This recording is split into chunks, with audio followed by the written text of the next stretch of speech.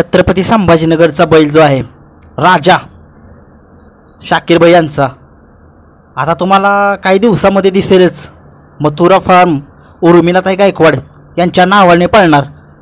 नक्कीच या बैलाची खरेदी तर नाही आहे, परंतु एका वर्षाचा करार किंवा 2 वर्षाचा करार होऊ शकतो, कारण शाकीरबाईशी चर्चा चालू आहे उर्मिलाताई यांची।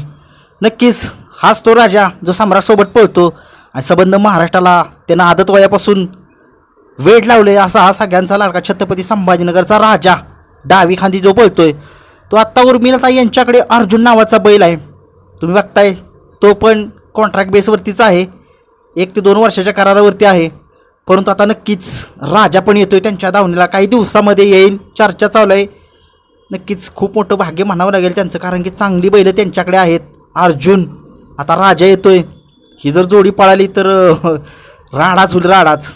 नक्कीच आता पेडगावचं मैदान पण येतंय, नक्कीच काय कोण पायरे होतील।